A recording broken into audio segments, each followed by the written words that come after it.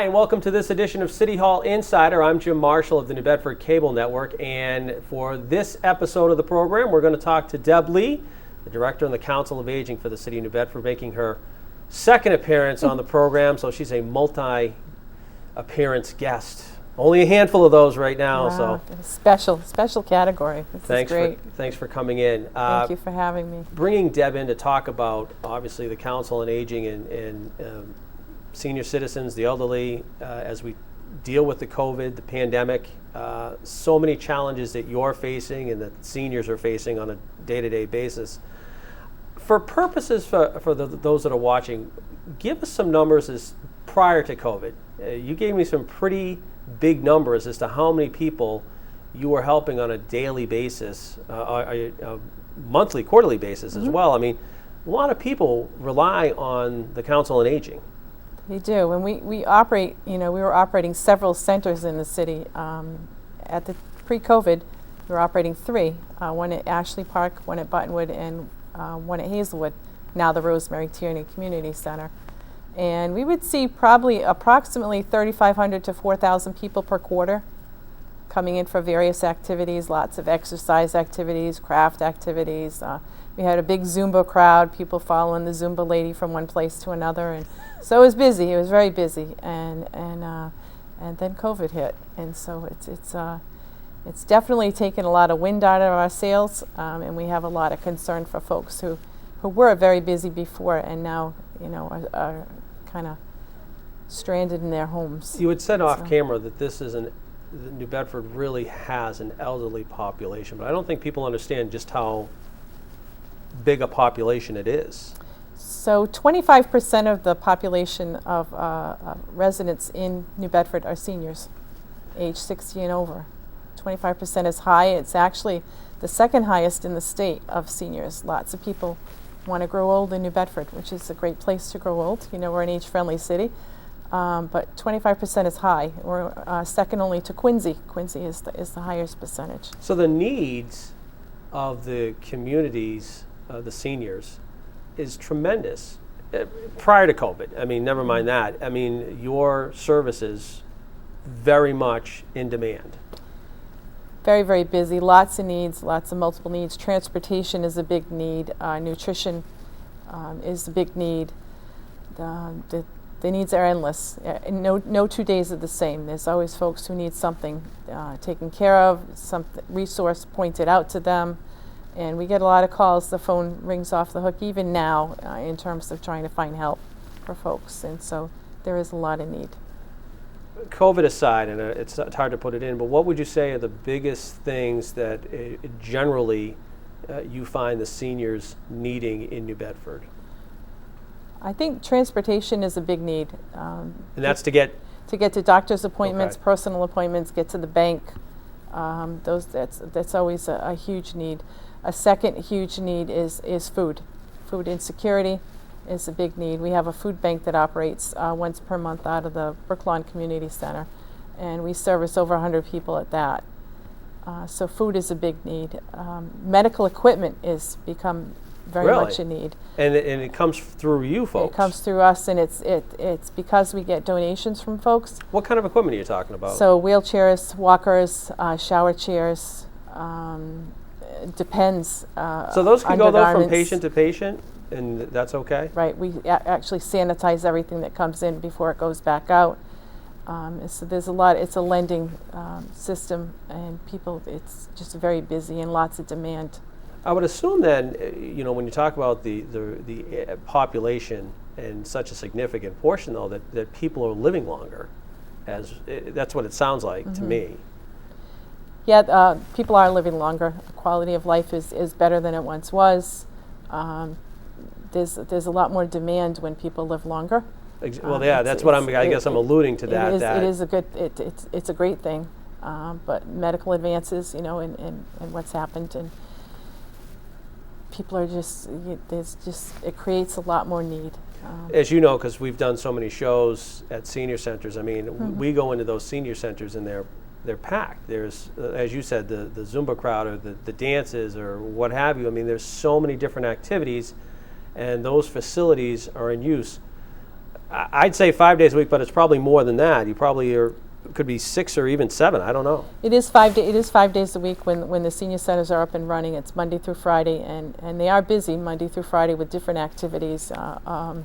Zumba being one of the biggies, but exercise and strength and conditioning, and people coming in to learn how to prepare a menu for one person, or to go through. We actually have some groups. We had some groups on grief and how do you handle grief and how do you deal with loss, and because this population has a lot of those needs as well, and so just helping people, meeting them where they're at, and finding out what it is that they need, and so we're constantly surveying them. When pre-COVID, when things were up and operational. So. And I think for people who don't know the Council on Aging, what it does, I mean, the reality is the Council on Aging has changed, transformed over the years. It's not your grandmother's Council on Aging, No, I guess. We're not just grandma's bingo anymore. It's definitely come a long way. There's a lot of we recognize that there's a lot more than social needs. Though social needs are very important, there's a lot more to people than just meeting them for social needs. There's exercise, there's nutrition, there's crafts, there's education, there's wellness, and so there's lots of different aspects. And people are looking for education. They're looking for education on technology. How do I work my laptop? How do I work my tablet? How do I use my telephone? Are those well attended too? They are very well attended. Yeah, people seem to really love those. We have road shows, people that come in, and I've got these valuables that I want to sell off that are just collecting dust in my home, and we'll have somebody come in and help them to figure out what something's worth, and just to help them to downsize, because a lot of times that they become inundated with their stuff. And right. We all collect a lot of stuff over the years, and so lots of different, they're endless, the number of programs. Support groups, people that have don't have a lot of connections with family, that need a support group, need to meet with other people, and to be able to discuss what's going on in their lives. Emotional stability. Mm-hmm. Years ago when we were just about bingo, we didn't talk a whole lot about mental health, which is very important. Well, the bingo games, there's just not much talking in bingo anyway. It's cutthroat. That's and it. That's it. Don't ever get in the way of a bingo game. We've had presenters come in to present on something, and they better be done at 11:15, because bingo cards go on sale at 11:30, and don't get in their way. That's funny. Yeah. The one thing too that I've noticed in my years here is how physically active a lot of the programs are, and obviously that's by design, but you must see the results of that effort. People being able to do more things on their own that they probably wouldn't have been able to do even years ago. Mm-hmm. And it also helps with their balance as well, so it reduces their fall risk. You have a lot of seniors that come to groups like strength and conditioning and yoga, and they're able to actually function more. I've had people tell me, this program has saved my life. Mm-hmm. I wasn't able to get out, I wasn't able to walk, I wasn't able to bend, and now I can do this.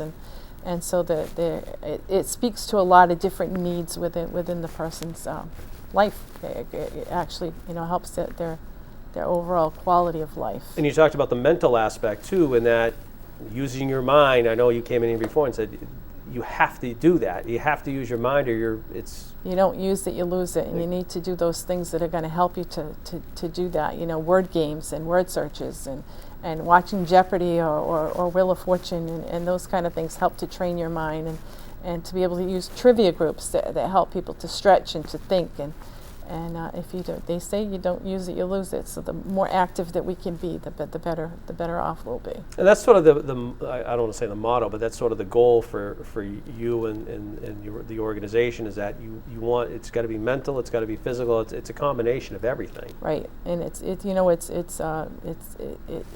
spiritual, it's mental, it's emotional, it's social. So it's lots of different aspects. And years ago we had a great model where we looked at just the single-mindedness of let's let them play bingo, or let's let them have them do this or do that. And it's not about that anymore. It's every aspect, and taking the person as a whole and working with them. So the mental health piece is really huge. But that must, when you look back at your career, just to see the emphasis put on different things now, and again, the results, it must make you feel good. It does. When I first started working for the city back in 2013, I had come from a mental health background. I worked for the state, for the Department of Mental Health, And they say you can take the girl out of the Department of Mental Health, but you don't take mental health out of the person.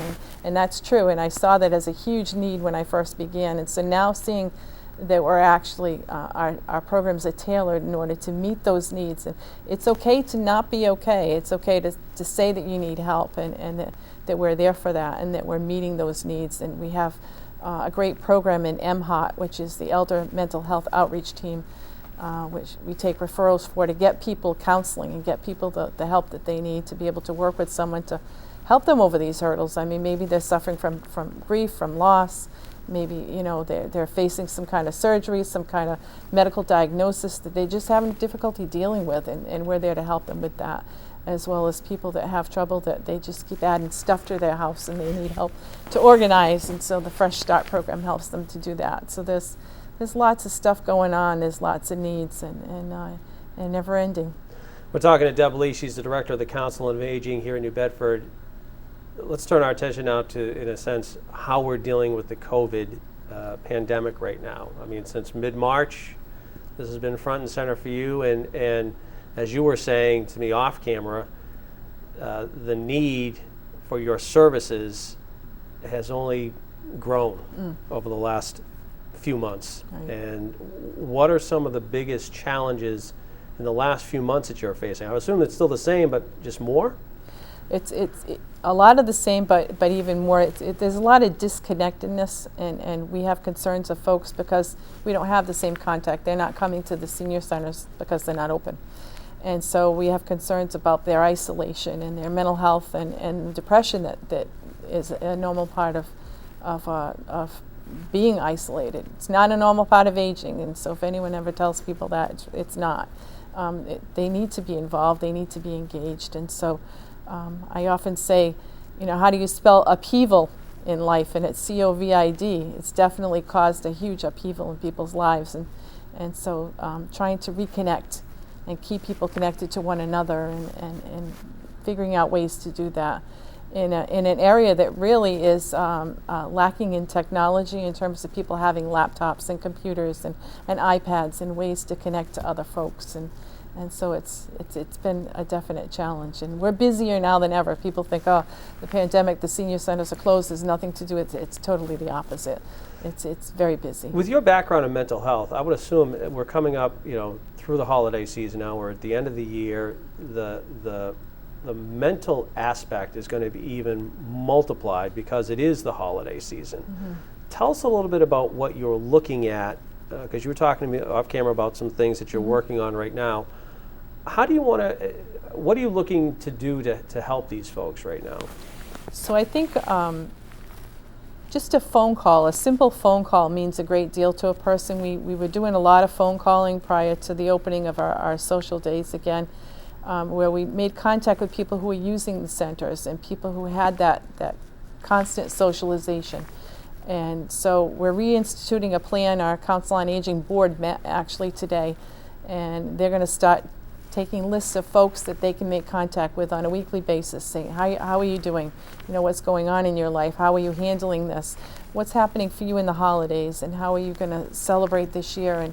And what's it mean to not be able to have all your family there? And how can we be of help to you? You know, is this phone call helpful? Would you like us to call you? You know, how often are you connected to the internet? Are you able to meet? Maybe we can set up a group of something on Zoom or go to meeting where we can get people together just talking and safely virtually. I was going to say, are you able to do group sessions via Zoom or whatever right now, or we haven't got to that point yet? We haven't got to that point yet because we're not sure how connected folks are. That's what we're trying to ascertain now, is are they connected, and is there a way to make more of a connection? Other parts of the state are able to do it. For some reason, they seem to be more connected, technologically connected than we are. So if you do the, you know, in the mental health aspect, I'm curious as to what you would, because obviously the population is susceptible to COVID. And as you come in the holidays, I'm sure you're not just hearing from the senior citizens, but I'm sure you're hearing from their families. What are you telling family members how they can help their parents or loved one in this situation? So checking in is really important. I get a lot of calls from people that say, nobody's called me in over a week. I don't hear from my children. Don't they care? And so letting somebody know you care. A phone call doesn't take long at all. It's a quick thing. Just check in with them, see how they're doing. Take 5 minutes out of your day to make that connection, to help them connect to other people. Our social day programs are really helpful in terms of that. We'll get somebody that'll call and say, my father hasn't been out of the house in these whole 9 months since this has been happening, and I'm really worried about him because, perhaps he lost his wife, a year before, and he seems to have regressed. And so we get a lot of stories like that where we'll offer people social day setting, and that will help them to be able to get them over the hump. Is it hard to get people? Because I know people do call you, children of parents calls, like you just said that story. Are you successful in getting the parent to participate, or is it a work in progress usually for them? Some people are more difficult than others. Yeah. Some come and say, well, I'll try one day. I'll go for one day and we'll see what happens. And those people turn into a 5-day person. And so we have no one-day people anymore that come to social day. Most people on average are coming at least 3 days, if not 4 or 5.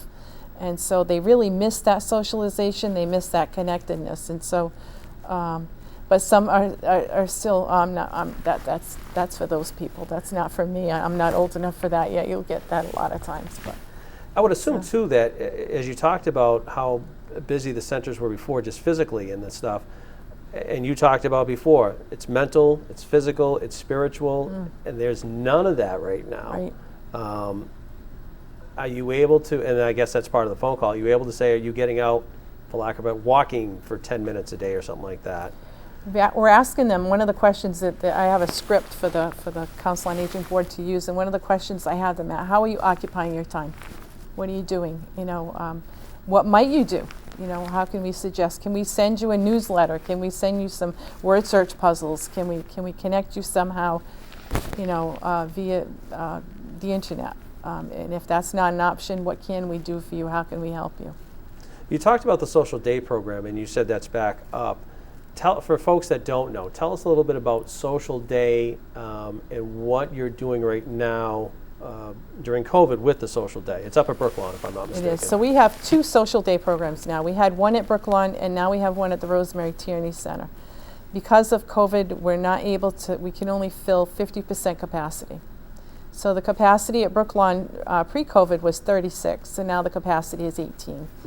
And the capacity at Rosemary Tierney is 40, so now we can have 20 at the Rosemary Tierney Center. We're about half full between the 2 centers. So we can't have them all at one because it would be over full. Who gets to, I don't want to say who gets to go, but who is participating? How do you do that? So the way that it works is we get a referral from either a family member or the person themselves, or a lot of referrals come from Coastline. And so the person says, that they've been approved for a certain amount of days because it is a fee program. People have to pay for the program. We do have scholarships available for some folk. We never want to make it someone can't come because of money. We'll work with the family and try and figure something out. People are referred by their physician. It comes through a physician that approves them being able to go so that we know that they're safe. They have to be COVID tested before coming to the program. And each of the social days are a COVID site, Stop the Spread site. So people are tested every 4 weeks, not only the participants but the staff, so that we know that everyone is safe within the building. One thing about our social days is they're standalones. Other places, social day was mixed in with the senior center. So those have not been allowed to reopen because you can't control the environment. You can't control who's coming in. That's why senior centers haven't reopened, because we have no say about who comes in and who doesn't come in because they're open to the public.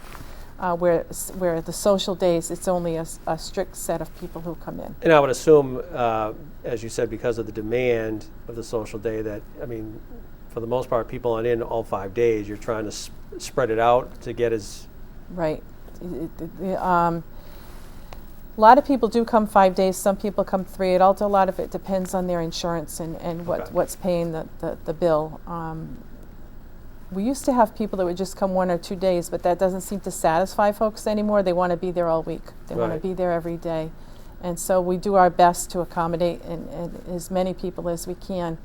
We have people, as far as Dartmouth, and we have people from Fairhaven, because Fairhaven did not reopen. We have people from Acushnet, Really? people from New Bedford. So it's busy. If anyone's interested, we do still have room. So each site is about half full. So there's room left. The other program you were mentioning too that's been in demand and that's been affected, really curtailed by the pandemic, is the transportation. I mean, you were talking Right. about prior that you could take a group of people who had appointments roughly the same time to medical facility A, but now you're limited. Right now, because of COVID, you're only allowed to put 3 people in the van, 3 passengers. We have 14 passenger vans, and you can only allow 3 in order to social distance. Before people come on the van, they have to have their temperature checked, they have to wear gloves, they have to be masked. And in between drop-offs, the van is re-sterilized before you pick up the next people. It's disinfected. And so it is harder to get the number of people, but we're able to maintain. We have medical transportation to medical appointments. We have personal transportation to the hairdresser, out for lunch, whatever it is that someone needs to go. We're taking people shopping 3 days a week, Monday, Tuesdays, and Wednesdays, to the grocery store. We have a new program that is coming out for people who absolutely cannot do their own shopping for physical reasons, that they just can't do it anymore. And we're working with Stop and Shop and Peapod in order to order their food, and our driver will pick it up and drop it off to their home. But it's an application process. People have to be able to prove that they're not able to do it themselves. So. And just food. You guys provide food for a number of people, and I would assume that program, that aspect of has been affected as well in general. All summer long, we delivered a lot of USDA food, frozen food and regular food staples, and our drivers delivered that. Our social day staff and our senior center staff worked as runners, and so the driver would run, they'd run in the food, and that went on all summer long, as well as Meals on Wheels. Our drivers were mainstays to deliver Meals on Wheels for Coastline, because otherwise people wouldn't have gotten the food that they desperately need. We also operate a food bank. As I mentioned, and there's plenty of room in that too as well. If people are finding that they need food, call our main number and we'll get you an application through the process, and it's through the Boston Food Bank. And so we're eager to help people. We don't want anybody to go hungry, and we know that it's a very difficult time. Heating season is coming too. I didn't even think about that, but you're right. I mean, that's got to be something that's, there's a lot on your plate, but that's something all of a sudden now that has come about, and I would assume that PACE, or I don't know, what assistance is out there for them? There's also SNAP, a food stamp program that we're trying to sign people up for. There was a recent press release. We just received another $50,000 grant. Now this is the 3rd one we've gotten, because we keep signing folks up, and we sign up at least, one was for 1,200 people, another was 1,300. So we need to sign up a little over 1,300 people by April of 2022. So we're always looking for folks, and the statistics in Massachusetts, it's 2 out of 5 people are signed up. There's lots of people who are eligible that never sign up for the program. It's not like it used to be. SNAP is not, pieces of paper with, dollar amounts on them anymore. It's a card, so no one knows whether you're using a debit card. It's an EBT card. People don't know that it's not a debit card when you swipe it, so there's not the embarrassment that there used to be of paying for things with food stamps. And so it's an entitlement program. People are entitled to it. They've worked hard for it, and it's very underutilized. And so to be able to sign people up for that is one of our main missions. We've got a couple minutes left, and we've talked about a lot, and certainly we could keep talking too, but I'm curious as to what, over the next, few weeks here, as you look, what are some of the biggest challenges that you're looking at, and that you're hoping to accomplish, knowing that things are fluid, but what's on your docket right now? So I'm real concerned about isolation. I'm worried about the holidays in terms of people are used to a certain the mental thing health happening. aspect The mental again. health aspect again, yes. And it's a real concern, you know, that people aren't connected and they're not able to have their family there for Thanksgiving dinner, or as many as they would like to have for Thanksgiving dinner in order to remain safe. And so that's a real concern, and Christmas, you know, around the corner, and all the other holidays that come along with that. And so being able to connect with people is very important, and so I think people need that. Is it your advice? I mean, I know that it's probably not wise for you to have physical contact with people, but even just stopping by and chatting on the doorstep or a window or something like that, is mentally, is that helpful to a senior citizen? I think it is, just to have that connection, to some connection with someone, you know, a live person. Yeah.